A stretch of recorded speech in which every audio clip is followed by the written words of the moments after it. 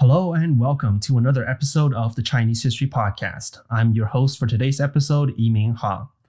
Today's guest is Professor George L. Israel, a professor of history at Middle Georgia State University. His research is primarily on Ming intellectual history and Neo-Confucianism, with a particular focus on the famous Ming Neo-Confucian philosopher Wang Yangming. He has published extensively about this subject in both English and Chinese, and he joins us today to talk about who Wang Yangming was and why he was so influential. Thank you, Professor Israel, for coming to the show. You're welcome. Thank you for having me. All right, so Wang Yangming is a very famous official and intellectual of the Ming Dynasty. He is probably known to the vast majority of Chinese people who undoubtedly learn about him in school. But here in the West, I think few people outside of the field of Chinese history and philosophy will probably have ever heard of him. So to begin, can you introduce to our listeners who Wang Yangming was? What was his career like? Okay. Obviously, to introduce his entire biography would require quite a lengthy discussion, but let me just introduce some general issues. Actually, there's in fact a long history of writing about Wang Yangming and what he did in his capacity as an official. That actually began with a student of his by the name of Qian de Hong, who wrote what we call a chronological biography of him. And that has continued up to the present. There are literally hundreds of biographies of Wang Yangming in East Asian language, whereas, as you point out, there's very few in European ones. So to understand why these are important and why there are so many, you have to understand a few things about Wang Yangming's philosophy, his moral philosophy, some of his basic tenets. And I thought I'd just highlight a couple in that regard. One is the unity of knowledge and action, which if anybody's heard of Wang Yangming, they've probably heard about that. And basically, Wang says that if we can return to our sort of natural state or our original condition as human beings, we will find that we have a kind of inner light of moral knowledge. And based on that knowledge, our actions will flow quite spontaneously, naturally. This means that not only do we know right from wrong intrinsically, also, when we know what is right, we'll do it. When we know what is wrong, we will not do it. We'll subdue it. Later in life, he developed this line of thinking into another tenet called realizing or extending our intuitive or innate moral sense of right and wrong. As we do so, Wang claimed, this sense will become ever more clear. Obviously, knowing the right thing to do is not so straightforward. But Wang insisted that we have this kind of innate ability to illuminate moral truth and that we can purify it by realizing it or actualizing it in our lives. Now, those who have realized this moral light in its purest form and always act according to it would be, for him, sages. Sagehood, then, is the goal. And Wang Yangming offered much advice about how to travel down the path to it. That was his version of what is known as the learning of the way. With respect to him, it's called the school of mind, or the learning of the mind and heart. Since he's so heavily focused on moral introspection, on looking at ourselves, at our own hearts, at our own moral psychological life, his way has been categorized, as I've just said, the school of the mind and heart. Now, those who have written about Wang Yangming's political career do, of course, have this in mind when writing about him.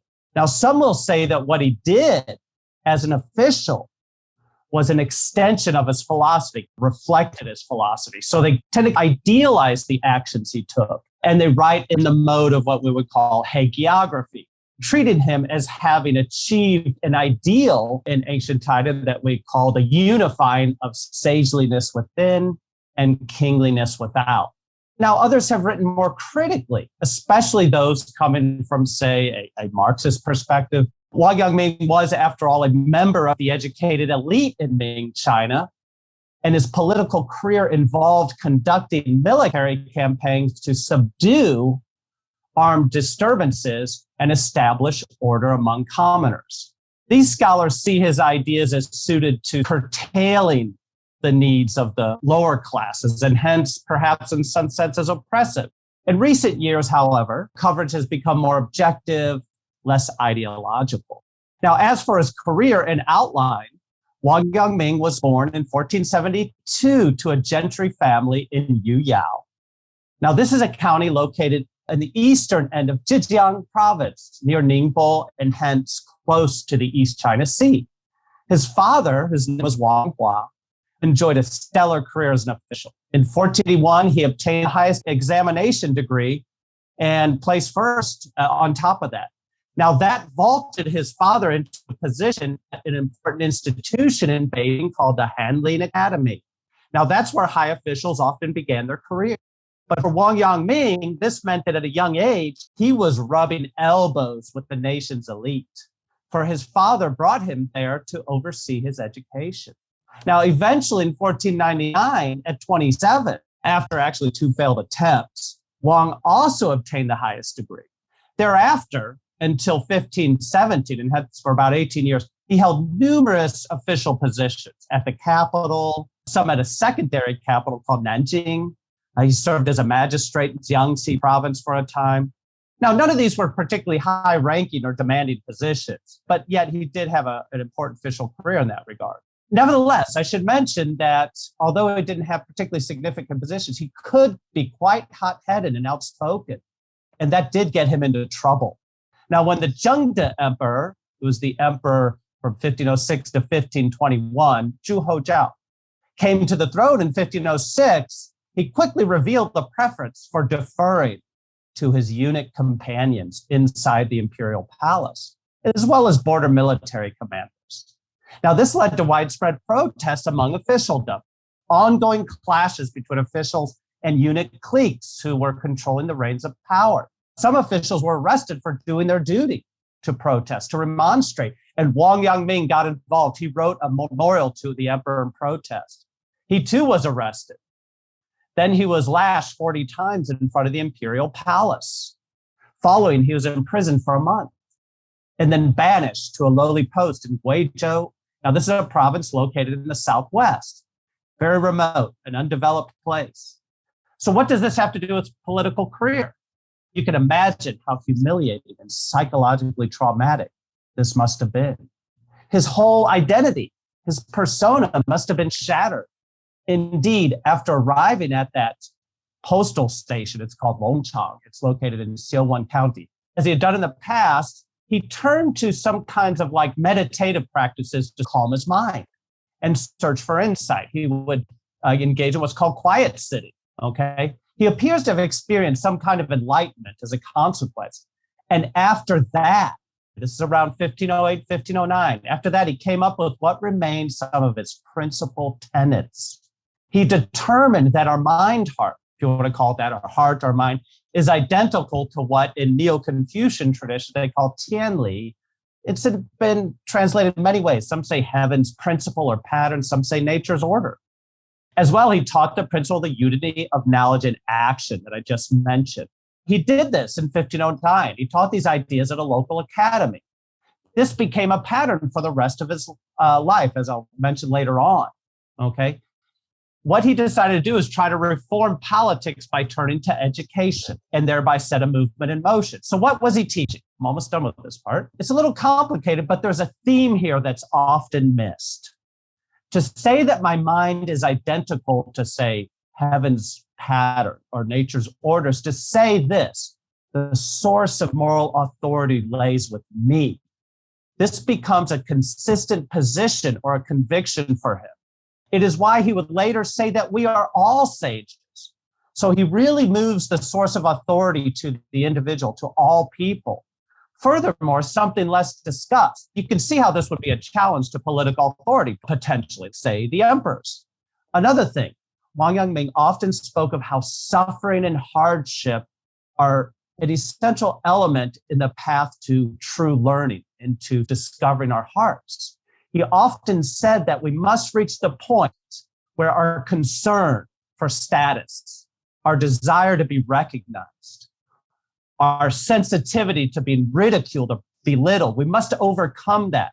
These things must no longer move us at all. That's the lesson that he took from being banished to this faraway place. So Wang Yangming calls for us to become, in a sense, absolutely independent, psychologically speaking. You could probably compare this to how Buddhists facilitate liberation by asking us to acquire insight into impermanence. Okay, things like status and so on, they're just temporary. In Wang Yangming's case, however, he drew inspiration from a pre-Qing philosopher by the name of Mengzi, who likewise demonstrated a fierce independence. And indeed, for the rest of his life, Wang Yangming acted as he saw fit. He even at one point directly disobeyed the emperor's orders. The Zheng emperor was bad news, so it's probably not surprising. It's necessary. Now, as far as his assignments, his important career assignments, let me just mention a few and I'll be done. First, in 1516, he was assigned Grand Coordinator of Southern Gan. Now, this is southern China, southern Jiangxi, and basically a Grand Coordinator. Their job is they're given full authority to coordinate provincial level agencies. So he's placed in southern Jiangxi. He's going to give an authority over this region that includes northern Guangdong, part of southwest Fujian. The problem there is there's widespread disturbances, a lot of disorder. It's a region of China that's seen a lot of migration. There's a lot of sub-ethnic conflict, outlawry. It's weakly governed. So for 2 years, he goes in there, 1517, 1518, leads military campaigns, suppresses these. He establishes 3 county-level governments to establish a more permanent order. So in this case, historians look closely at what he did. His military strategies, the kinds of institutions he put in place. And that sort of gives us a sense how his philosophy played out in practice. Basically, it's a largely traditional means, communal in nature for establishing order. Now, next in 1519, owing to Zhu Hozhao's, the Zheng emperor's incompetence, there was this Ming prince located in northern Jiangxi province. His name was Zhu Chenhao. I think he was like the great-grandson of the founding emperor's 17th son. And he staged a rebellion, but he failed on account of he underestimated the significance of Wang Yangming's presence. He'd just been campaigning for 2 years, and he was located in southern Jiangxi. So he quickly mobilized an army and subdued the prince in about, 42 days or something like that.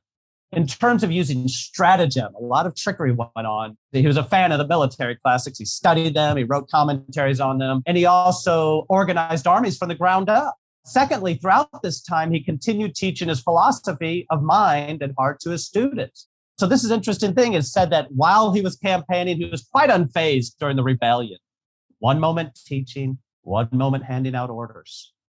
Finally, in 1527, he was given an assignment as both Grand Coordinator and Supreme Commander, that means coordinating provinces, to manage the problem of rebellions by native chieftains. These are non-Chinese ethnic groups located in the south, southwest, province of Guangxi. He managed to work out a peaceable settlement with one group, but in the aftermath, he decided he needed to crush ongoing violence by peoples that were labeled as like Yao bandits. These campaigns were pretty brutal, a little bloody. In the aftermath, he put in place many measures to maintain order in the region. In this case, historians look closely at how he went about integrating that part of China into the Ming state. So establishing control over like internal frontiers, border regions. I think Professor Liu Xin has done a lot of work on this province in this regard. So some see a kind of civilizing process at work, maybe even some kind of like colonizing process at work here. And so look at his philosophy in light of that. I know that was very long, but that's what I wanted to put out there. So I'm very interested in how he put his teaching or philosophy into practice, because to most people, philosophy tends to be very abstract. So it's very helpful to see these examples, practical examples of how they put their thought into action. And in particular, you just mentioned that at one point, Wang Yangming even disobeyed a direct order from the emperor. That's a pretty serious crime. Why wasn't he executed because of that? I think that he had some supporters in the court, one court in particular by the name of Zhong Yong, he ended up working out something with Zhong Yong. And originally the emperor wanted to come down and come down from Beijing down to Nanjing, wanted the prince to be released. He wanted to reenact a military campaign. So he wanted to do it all over, and he wanted to be the hero and capture the prince. But what Wang Yangming did is he evaded these orders. I'm not going to say directly disfavored, but he evaded these orders, that he worked out something with Zhong Yong, who was close enough to the emperor that he could mediate this conflict. He handed the prince over to Zhong Yong, who then took him to the emperor. Indirectly, you can find letters, like he wrote letters to his father in 1511, where he's very critical of the emperor. And so there's a history of different interpretations of Wang Yangming, and some folks who are Wang Yangming fans who are very anti-authoritarian find inspiration in him. Others, just because of the measures he put in place to restore order, that kind of thing, find in him resources for institutional reform and nation building and state building and that kind of thing too. So there's different facets to him for sure. So my understanding of Neo-Confucianism is that at this time, the dominant school was the Chengzhu school of Neo-Confucianism, right, founded by the Cheng brothers, Cheng Yi, Cheng Hao, and then Zhu Xi. And this branch of Neo-Confucianism started to gain steam in the Southern Song. It was legalized actually by the Yuan dynasty, the Mongol Yuan, and in the Ming, this was continued as well. So how did Wang Yangming's branch of Neo-Confucianism differ from Zhu Xi's branch? And in particular, if Zhu Xi and his school of Neo-Confucianism was orthodox or supposedly orthodox at this time, why did Wang come to disagree with what Zhu Xi believed in? Yeah, this is a really good question. And I'll tell you what, maybe the experts in Chinese philosophy could do a better job with the formal aspects of the philosophical differences between them. I have some thoughts and ideas. There's just a huge literature on this topic. It'd be quite abstract, but let me offer a few remarks about that. And maybe I'm going to be wandering around a little bit here, but just maybe from a historian's point of view. Now, first of all, you've mentioned Zhu Xi, and in Zhu Xi's time, there was another Song Dynasty Ruist or Confucian, if you want to say that, by the name of Lu Xiangsan. And Wang Yangming is often placed together with him. People often speak of the Lu Wang learning of the school of mind, or learning of the mind and heart. And Lu Xiangsan is supposed to have influenced Wang Yangming a great deal, and they're said to bear important similarities. And indeed, on occasion, Wang Yangming did speak about Lu Xiangsan. And for example, like in 1520, okay, so he's down located in southern Jiangxi, still in the wake of those military campaigns and suppressing that princely rebellion. He's grand coordinator of Jiangxi, and he's speaking with a student down there by the name of Chen Jiuchuan. And here's what he says. Jiuchuan asks, "What do you think of the learning of Master Lu?" His teacher replied, "After Zhou, Lianxi, and Cheng Mingdao, you just mentioned Cheng Hao, there was only Xiangshan. It's just that he was a bit unrefined." So Jiu Chuan said, looking at his philosophical discourse, every essay speaks to the bones and marrow, and every sentence is like a needle jabbed in the heavy breath acupuncture point. I really don't see where he's unrefined.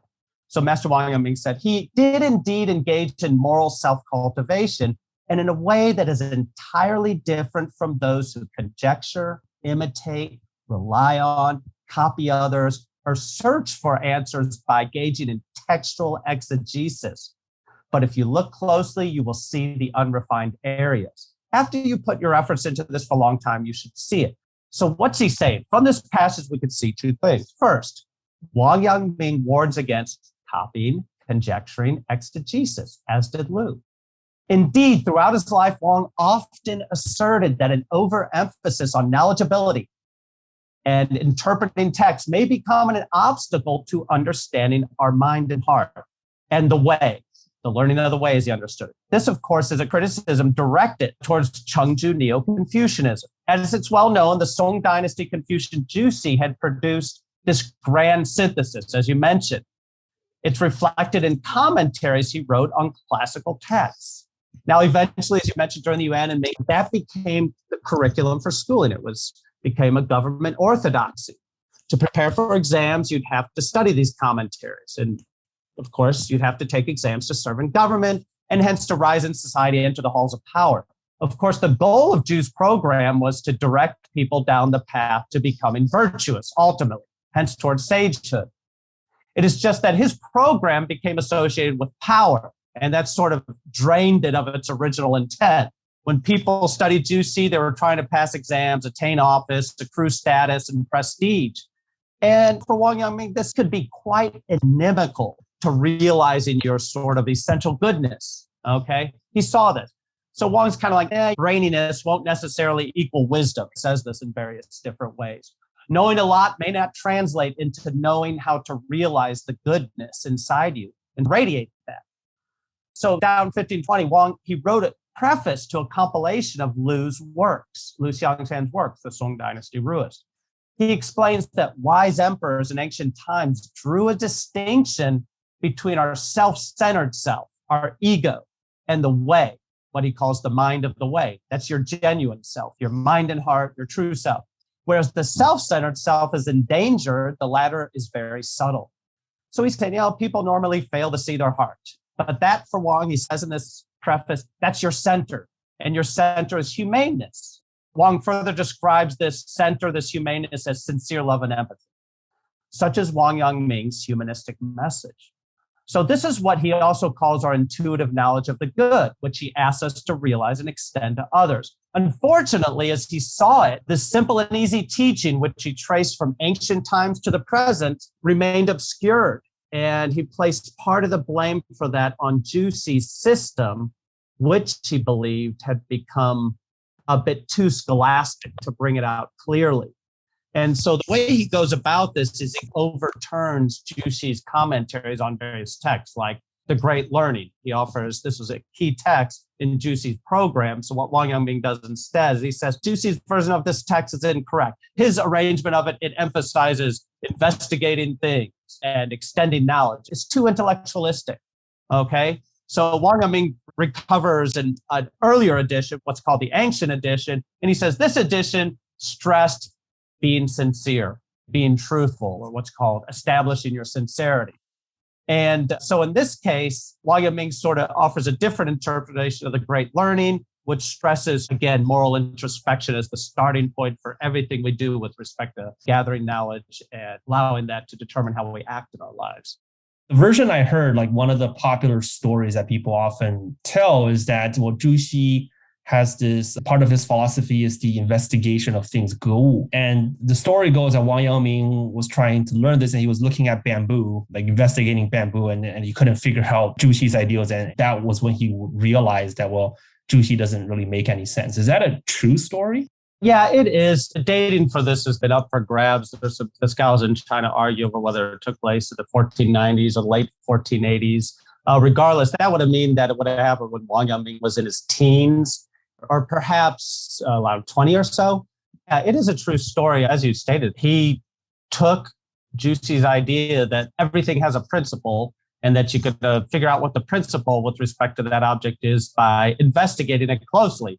So he seemed to combine this with his understanding of contemplative practices, like sitting in meditation. So you're right. He sat in front of a bamboo. This was like a hall out in front of, I can't remember what this was. I'd have to look that up. But for several days, then afterwards, nothing came out of it. He failed to obtain any insight. So he felt depressed about this and didn't think he had what it took to become a sage. So then he threw his efforts into preparing for the exams, literary composition, and those kinds of things. So that is a true story. And in fact, that was a point I abbreviated things here. But even though Wang Yangming is often talked about with respect to Liu in terms of the similarity of philosophy, and that is there must be a simpler and easier way to become a moral person. All right, Jussi's requirements are a little bit too extensive. The fact of the matter is, throughout his life, he was really struggling with Jussi's philosophy. That's who he really talks about the most. He didn't talk about Liu Xiaoxan all that much. Okay, so the few things that he did write were often directed at him. And you just gave one of the earliest examples, a kind of life-changing moment for him in that regard. It's very interesting to think that he took this quite literally and just sat in front of a bamboo for several days to try to figure it out. We just talked about how Jussi and his teachings by this point was state orthodoxy, and it was required for the civil service exams. And yet here we have Wang Yangming coming out and saying Jussi is wrong in these regards, and he gives his own understanding of how things should be. So how was his school of Neo-Confucianism received in the Ming Dynasty? Okay, that's another great question. In the 16th century, Wang Yangming's school of mind, some call it Yangmingism, dominated the intellectual scene up to the 1570s or so. The story goes something like this. After the situation, the Ming court became more favorable to him. The eunuch that brought him down was named Liu. He in turn was brought down in 1510. Wang Yangming was able to return to Beijing, but he remained disenchanted with politics. And of course, that starts at the top with the emperor's behavior, who he criticized. But also, of course, what he saw as the poisonous conduct that was rampant among officialdom as a whole. So his strategy, as I mentioned before, was to leverage his own status and authority to attract a following of students, and then to try to foster an educational movement. Now, the goal of that was to reorient up-and-coming scholars and scholar officials towards the original intent of the learning of the way of sagehood, i.e., in other words, developing one's ability to realize and act upon your moral nature. I've written about this a bit. There's a professor in Taiwan, Yang Zhengxian, who's also looked at this. You have Zhao Kun at Wuhan University, just wrote a good book on this. The point is, wherever Wang Yangming went, he taught. He would hold what are called jiangxie events. And jiangxie literally means like discussing learning, but they're just like discussion forums, philosophical forums. You have a Confucian master speaking, holding discussions with whomever wants to attend. It might be friends, colleagues, younger scholars. And actually, for the most part, it was younger scholars. For these scholars, of course, their motives for attending varied. Some were like true believers. They wanted to pledge discipleship to Wang Yangming. They did so, or they would do so soon thereafter.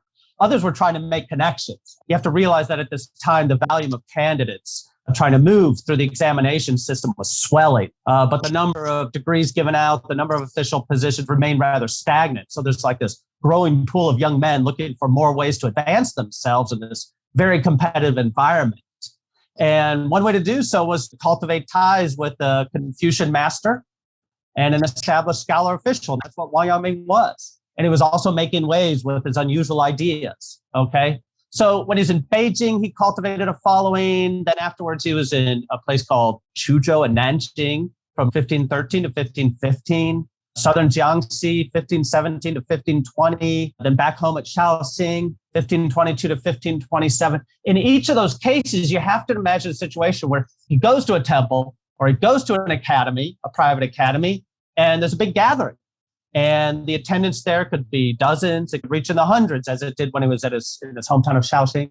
And there you go. So he's got a gathering of young literati around him. He's promoting these ideas, and he's really trying to bring about a movement, an educational movement that he thinks will eventually impact politics. So he actually developed quite a fan base in this regard, a large discipleship. So in the wake of his death and up through the 1570s, his first generation followers and then followers of his followers continued doing this, holding these forums to talk about his ideas, their own takes on his ideas. They would renovate academies for this purpose, erect shrines to him, print his works for dissemination.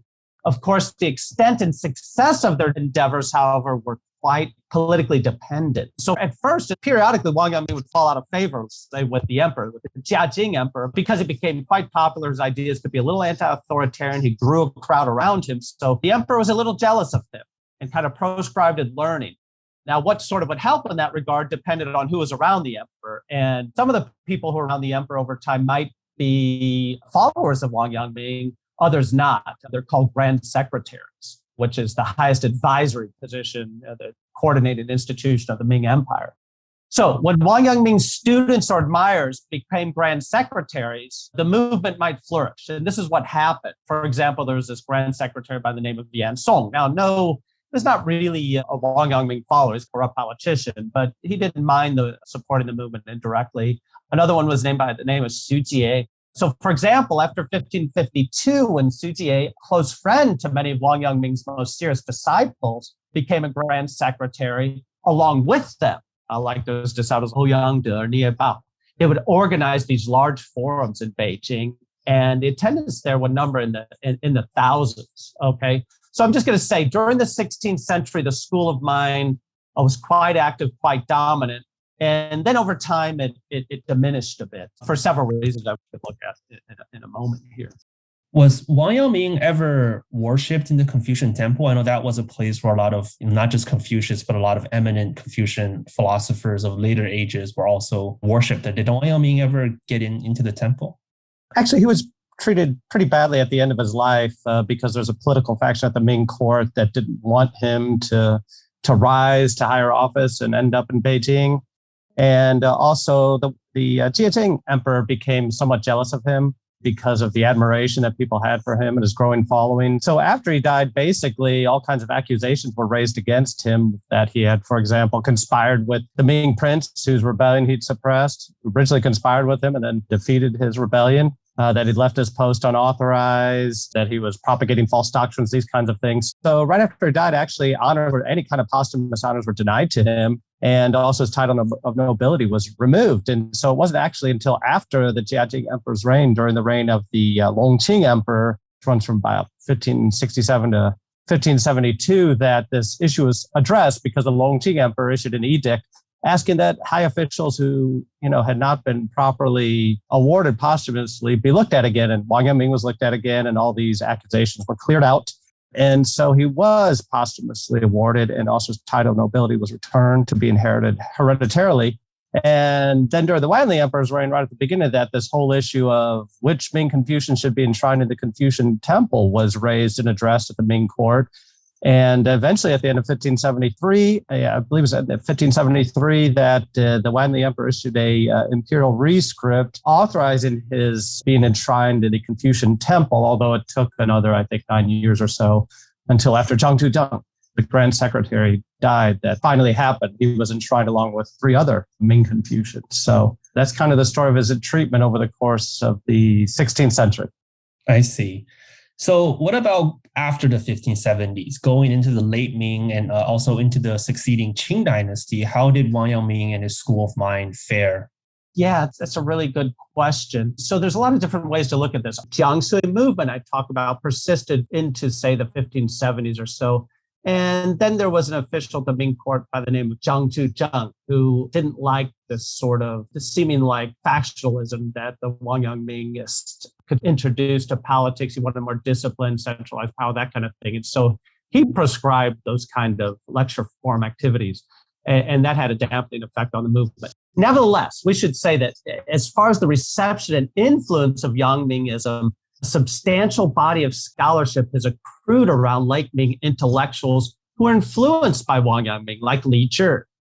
And this scholarship demonstrates that the movement that originated as the commitment to his teachings actually worked with other late Ming trends, like social, cultural, and economic trends, to lead to sort of changing literati identities and reconfiguration of the norms for human relationships. Now, like my own advisor, Dr. Zhou Qirong, he's looked at these intellectual and cultural trends over the years in his works. And what he identified was a changing ethic, one associated with the Wang Yangming movement, an ethic that lay emphasis on authenticity, spontaneity, friendship, the well-being of the self, the quotidian, values that served to loosen the constraints placed on the individual as a consequence of their social status.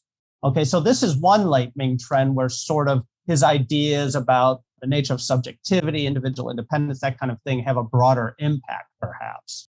However, this kind of change is going into the late Ming to the Qing dynasty. There's some trends that come about that have a further dampening effect. And historians have taken a close look at what became of the school of Wang Yangming during the Ming-Qing transition and then during the Qing dynasty itself. Now, a lot of work is going on here.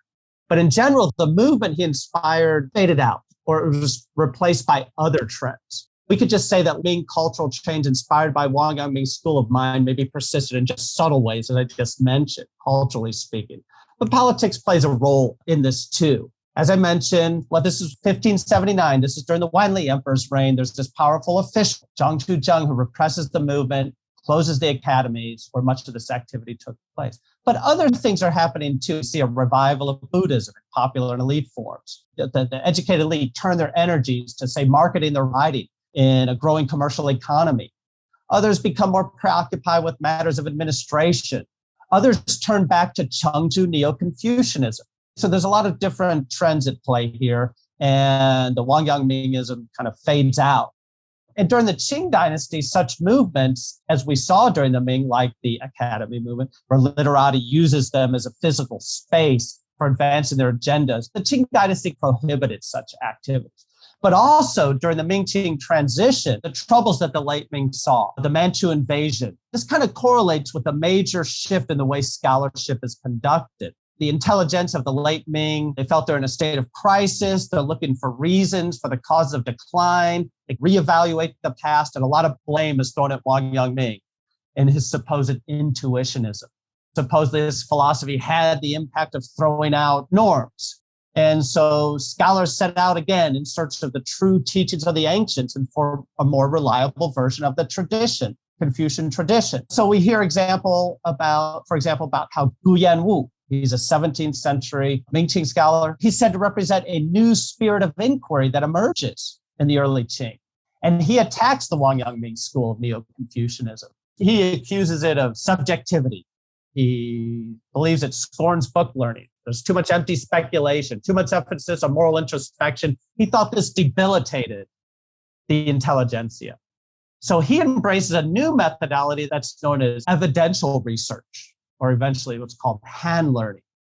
For him, investigating things should be more about looking directly at the world's condition, real world problems, not about engaging in these meditations on human nature and the mind. So he believed that we should engage in more tangible subjects, phonetics, historical geography, all these kinds of things, statecraft.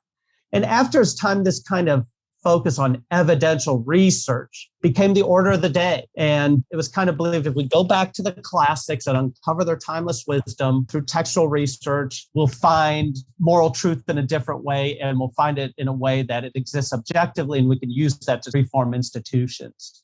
So as it said, the Song-Ming learning of the way tradition of moral philosophy, on the one hand, gives way to a scholarship focused on institutions, history, governing, this critical methodology for studying text called hand learning or evidential scholarship. I see. So I guess there was a confluence of different factors that, when combined, really put the Wang Yangming school into decline, starting from the late Ming and going into the Qing.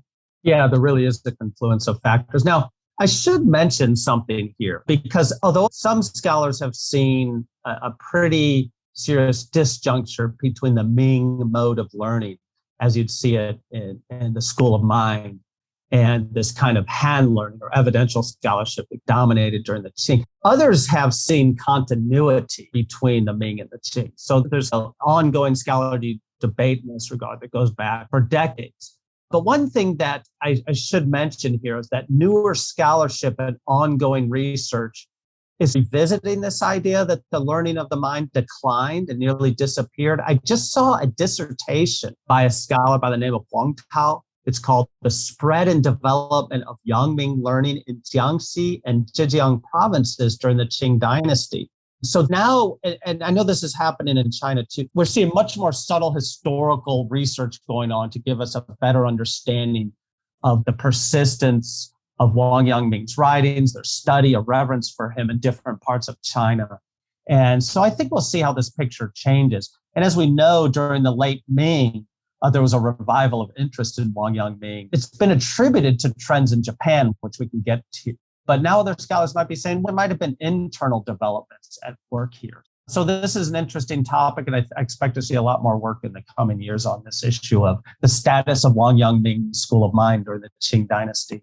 That is certainly very interesting. I mean, given how prevalent his influence was in the Ming, I hardly think he would have disappeared overnight. There must have been some people still reading and studying him. But going beyond China, you just mentioned Japan, right? And in Japan, in Tokugawa Japan, Wang Yangming was huge. Japanese have this so-called Yomei Gaku, which is the Japanese reading for Yangming Xue, and that was very influential. So I was wondering, why was he so popular in Japan as opposed to Korea, where he was very much vilified? I think if we step back to, say, the case of Tokugawa Japan and then the Choson, the Korean kingdom, we can compare those. As far as the late 19th century, Wang Yangmingism becomes part of like nationalist movements, both in Meiji Japan and also independence movement, the independence movement in the case of Korea. And that's kind of a different topic and a very interesting one. But going back, I think the differences in reception are largely political in nature. Now, in both cases, whether Japan or Korea, Tokugawa Japan, you're talking about 1600, 1860 or so, and then the Choson dynasty from about 1400 to 1900, Chengju Neo-Confucianism did dominate. It's just that in Japan, it wasn't tied to an examination system that brought people into officialdom. So rigorously establishing a political orthodoxy was less important. And I could just run over this quickly. I'm just looking at the timeline here, but let me see. I think it's well known, like the 7th and 8th centuries, that Japan adopted a lot of ideas from China. Embassies were sent over to Sui-Tong, China for the purpose of gathering information, reforming the Japanese court, and Confucian classics were part of that. And the court aristocrats in Japan would learn to read and write Chinese. And then during the medieval age, 11th to 16th century, the aristocrats maintained this learning. And then Buddhist scholars who would go over to China would also bring back Confucian texts, and they brought like Jusi's writings back, the learning of the ways. When the House of Tokugawa came to power in 1600, they subdued the other feudal lords at the end of the Warring States period and reunified Japan, taking the title of shogun, establishing the Tokugawa shogunate. They established this relatively stable regime, until the major restoration came about in the 19th century. And it was governed by a hereditary samurai estate. So there's this kind of balance of power between the shogun and his government, the daimyo, or the lords of the great clans in their own domains. There were about 200 at any one point in time.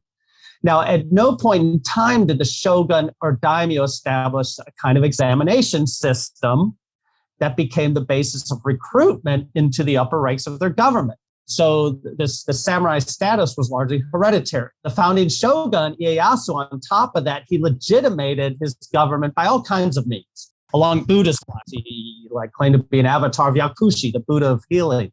Along Shinto lines, after his death and burial at Nikko Shrine, that's just north of Edo, he became a Shinto deity protecting the nation. For Confucianism, Ieyasu and the political elite saw the advantage of introducing education for the samurai in peaceful times, inculcating literacy, ritual etiquette. Neo-Confucianism, as Juicy presents a pretty complete system to sort of cement a social order, and then backs it up with the metaphysics. So the first Tokugawa shogun, he patronized Neo-Confucian advisors. His grandson Iemitsu allowed them to establish a school in Edo. The domain of lords followed this pattern too, and private academies proliferate. Confucian educators hence become a part of the elite ruling establishment. They're like beacons of scholarship and morality, but they never really had much power. They're marginal. Now, Chengdu Neo-Confucianism dominates in these schools. But these Ruists, these Confucians, they were diverse in their commitment. Some did take a particular interest in Wang Yangming. Japanese scholarship identifies a couple dozen that belonged to the Yomei Gaku, the Wang Yangming school. In general, they were strongly attracted to the simplification of Neo-Confucianism, which directs us to moral introspection, to finding this innate or indwelling divine light that allows us to transcend our ego and our fears. And also, they appreciated his stress on acting on that knowledge. So I think the Wang Yangming scholars, or I should say the scholars that are attracted to his ideas in Japan, they were quite independent-minded. They were syncretic. But actually, I don't think it really becomes a major school. There's not these consistent teacher-student lineages that emerge. But yet, he was not excluded in any way, and his ideas always held a certain popularity. Now, Korea, the situation is entirely different. As early as the 1520s, a Korean envoy brought back an edition of Wang Yangming's what's called his record of practice, the Chuanxi Loop, back to Korea. And in succeeding decades, more information about him and his school of mind found its way back to Seoul, of course, where you have the capital. So during the reigns of two kings, Myung and Senjo, this is about 1540s to 1600, the Choson scholars debate and discuss his ideas at the court, but for the most part, they're condemned, Eventually, the school of mind becomes almost like a kind of heresy, and it was really risky to vocally express support for Wang Yangming's ideas. I mean, one of the most influential scholars, Yi Huang, wrote a piece in 1566 called Disputing the Record of Practice. His criticism appears to have been shared by other Orthodox Juicy scholars. He claimed that Wang Yangming's ideas were Buddhistic. They denied the existence of an objective moral order. They give too much authority to the individual subjective moral sense. So in fact, what's going on here is that when Wang Yangming's ideas come over to Choson, Korea, actually it was already being criticized in China. That's one thing. And it appeared to these scholars that, this might undermine moral authority. So influential Confucians at the court remained true to Chengdu Neo-Confucianism and rejected this. The problem is that, unlike what was the case for Japan, where the political structure is somewhat decentralized, you have this hereditary warrior estate whose power is legitimated along several different lines. Choson, Korea, the literati were the dominant social class, and their fundamental worldview was shaped by Neo-Confucian doctrine. Now, Neo-Confucianism was already important by the late Ming Dynasty, and Buddhism was coming under attack and going into decline. Early Choson rulers came to power with the support of Neo-Confucius. They actually kind of designed the early Choson's administrative structure. Now, part of that design included making an examination system as the most important route to office. So Ruist academic training or Confucian academic training became necessary for rising through the exams and into office. And educational organs were established, like there are 4 schools established in Seoul, there are schools established in each county, private academies eventually pop up. The whole point is that in Choson, Korea, politically speaking, we have a more overtly Confucian state. Neo-Confucian literati eventually become dominant. So orthodoxy is much more critical, politically speaking, and they remain faithful to Jusi. It's just one of these things that Wang Yangming's ideas came over later on. Some scholars just vigorously criticize it, like Yi Huang, these influential ones. Now, there were a few scholars during the Choson that were attracted to Wang Yangming's ideas. The most famous is Zhong Zhidu or Haegak. Edward Chong recently published a book about him and Wang Yangmingism in Korea. So there's new research going on here about how his ideas were subtly present and important to a number of different scholars, but it was risky to be vocal about that. I heard you had looked into this a bit yourself with Korea. I'm curious what your sort of understanding. Yeah, essentially it's the same as what you said, right? I think by the 16th century, the Chengzhu school of Neo-Confucianism is pretty much a state orthodoxy in Korea, more so than in China, actually. It's actually a state religion in the Choson. And the Choson scholars really saw themselves as the true inheritors of the Song Neo-Confucian tradition, and they did not like Wang Yangming at all. I read some of these Korean literati, their BG, when they go to China, and they were just shocked that Wang Yangming is in the Confucian temple. They talk to these Ming students, and they're disappointed that they're learning Wang Yangming and not Juxi. And so in that regard, I think they saw themselves as being superior to the Chinese intellectuals because they were most closely adhered to Juxi. Inheritors of right. Yeah, that sounds absolutely correct. Whereas in Japan, because of Wang Yangming's ideals of innate knowledge and then the unity of mind and action, kind of speaks more to their samurai ethic. It appeals to the warriors. And especially, I think, by the late Tokugawa, early Meiji, people like Saigo Takamori, a lot of these reformers were influenced by Wang Yangmingism.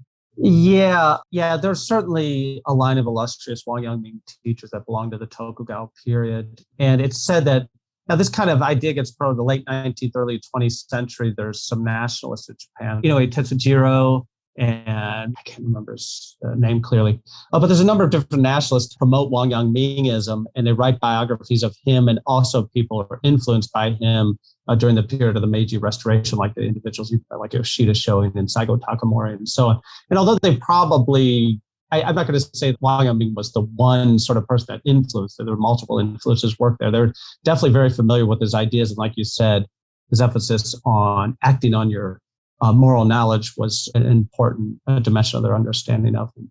So as a concluding question, how is Wang Yangming viewed in China and perhaps Taiwan today? I know Chiang Kai-shek was a big fan of Wang Yangming. There's a Yangming Shan in Taiwan, and there's various Wang Yangming roads in Taiwan. How is he viewed in China today? So you mean in just like recent decades or recent years or? Yeah, I guess in recent years, obviously during the Mao period, this kind of old stuff is not really tolerated. But now, how has the view of Wang Yangming shifted? I see. Yeah, you've hit on the key points here. So to understand what has happened in China today with Wang Yangming, we have to step back to the 20th century. In particular, to Deng Xiaoping's policy of reform and opening. Okay, so this dates to the late 1970s, right? 1978, 1979 or so. Now, in general, for scholarship on Wang Yangming, academics will emphasize the stark contrast between the Maoist era and the 1980s. So after the PRC was established in 49 and during the Mao years, traditional culture was generally condemned. Confucianism was attacked. And of course, that included the Ming Confucian, Wang Yangming. Now, from a Marxist perspective, we should be a representative of the ruling class, right? The feudal ruling class. And the peoples against whom he directed his military campaigns were regarded as like peasants or ethnic minorities. So from the perspective of class analysis, was rather rigid during the Mao years. Wang was repudiated. He was like labeled a butcher of oppressed peoples. Of course, in Taiwan and Hong Kong, the situation was entirely different. The modern new Confucians like Tang Zhuni, Mo Zhongshan, among others, were claiming that Ming Confucianism held at the school of mind, held the key to understanding what was most spiritual in Chinese civilization. Wang Yangming's reflection on the nature of the mind and so on. So they wrote and published a great deal about him. And along with Su Fuguan, Zhang Du, and my other intellectuals in the 1950s, they even issued a manifesto proclaiming that the learning of mind and nature could provide an antidote to the ills of modern times. Now you come back to the PRC in the 80s, and the atmosphere for conducting pure scholarship improved. Okay, this kind of dogmatic politicization, this labeling were relaxed. The government supported the study of Confucianism. And so research institutes were established, study societies, historical sites start to be restored, local, national, and international conferences are held, funding is provided for scholarship, and that includes Wang Yangming. Now, in the 80s, much of this happened in Zhejiang because this province was his home province. Two places there, Yuyao and Shaoxing, were his hometowns. But also in Guizhou, which is the province where he supposedly had this like life-changing enlightenment that I mentioned before, and elaborated some of his first tenets, like the unity of knowledge and action, and so on. So, for example, in 80 and 81, there's these international conferences on Song and Ming philosophy by the Zhejiang Academy of Social Sciences. At the time, it was called the Research Institute for the Social Sciences. And two prominent academics there, Shen Shanhong and Wang Fengxian, distributed a monograph titled Research on the Philosophy of Wang Yangming.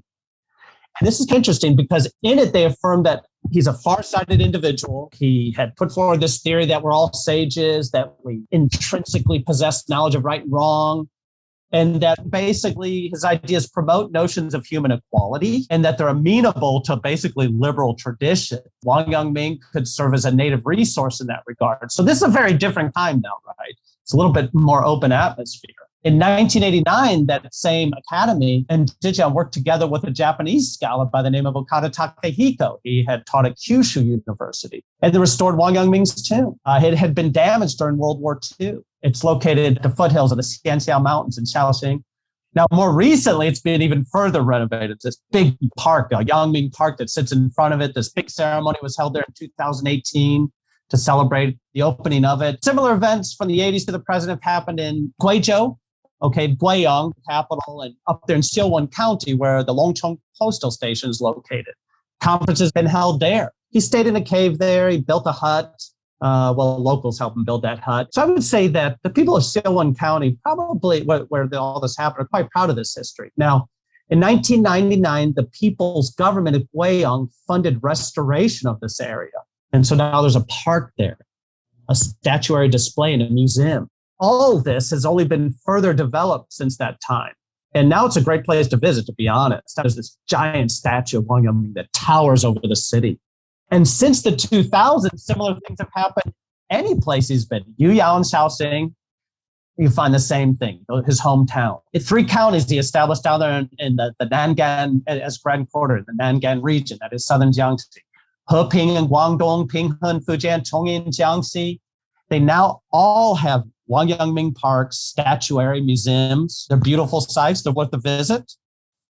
Of course, aside from celebrating history and promoting tourism, another reason the government fund these projects is educational in nature. So K through 12 students might be brought there to study Wang Yangming. He's an exemplar, right? Learn about his tenets, extending your good conscience. So this adds a significant moral component to the curriculum, and it's a good thing as such. Civil servants might be expected to go there and learn from Wang Yangming. Now, just my last point.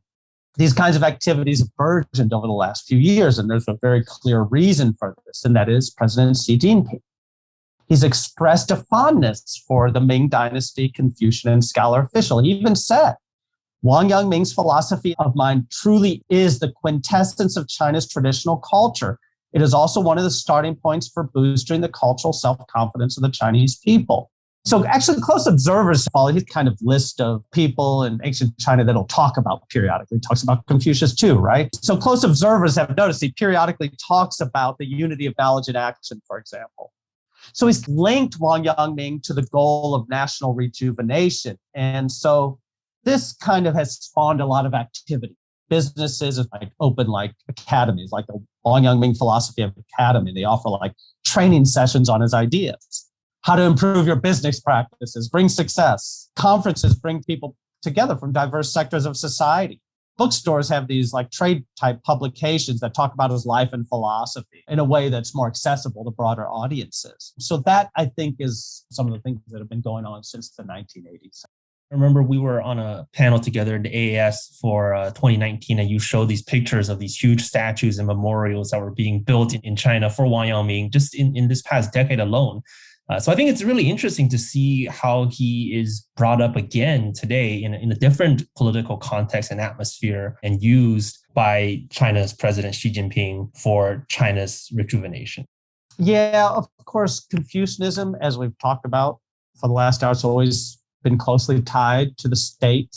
And so this kind of revival of Yangming learning in the context of these kinds of goals on the part of the party in China maybe makes sense in that regard. I think that Wang Yangming can be interpreted in two ways. It's quite clear that Wang Yangming scholars see that his ideas are each having this innate potential for sagehood. They really like to talk about it today, even with these things going on. He could also be interpreted in a more authoritarian way, I think, kind of along the lines that he is being interpreted in China today by the government.